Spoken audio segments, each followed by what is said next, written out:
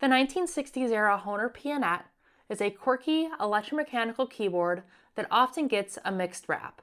Electric pianos at a time came in many shapes and sizes, and as a result, produced many different sounds. The Pianets just tended to be frustratingly inconsistent. You see, Hohner designed this action around sticky pads and reeds, but instead of striking the reed like you normally would, the sticky pad lifts it up, and once the surface tension dissipates, would then drop it, which would cause it to ring out and sound the note. Unfortunately, it's a little tough to make sure each pad is consistently sticky to have an even feel throughout the keyboard. And this is where the original gripe with my Hohner Pianet started.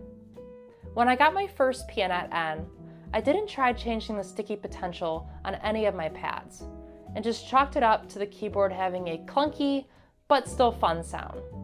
However, my friend Lenhoff, co-author of the book Classic Keys, told me to try a silicone differential fluid that was used commonly in RC cars.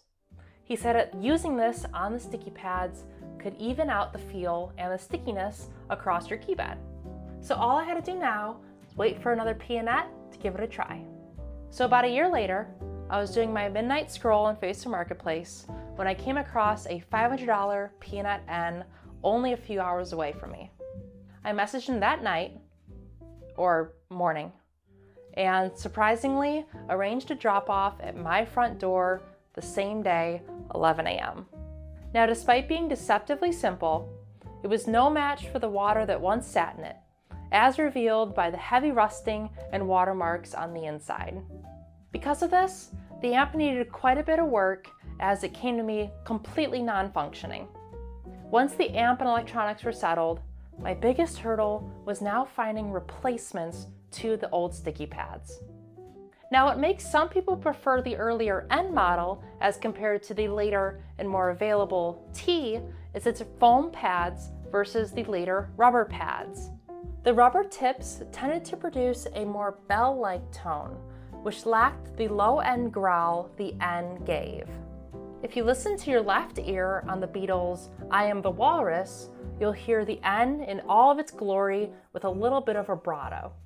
Or try your right ear on the Loving Spoonful's Summer in the City.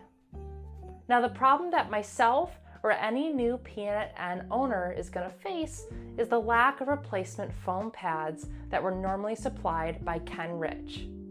With Ken no longer doing replacements, I was lucky enough to get an experimental batch from my friend Wendy Uribe, and they've worked pretty good so far. If you're also in need of a replacement batch, you can contact her at the link in my description. Now, being able to use our special differential fluid, I was able to tweak the pads so that the feel was pretty consistent throughout the keyboard.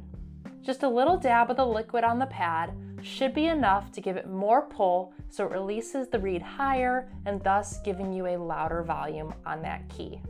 Just don't go overboard on the fluid or else you'll have a hard time dampening when the pad comes back down on the reed. Overall, I'm glad to have this keyboard back in my hands for good, and I'm wondering where you guys think this sits in the world of electromechanical keyboards. The upcoming demos will be dry recordings with a little bit of the built-in vibrato as needed. What won't be shown is the light and snappy action that can't be translated through a YouTube screen. If you like this content, consider subscribing, as my whole channel is literally all vintage keyboards.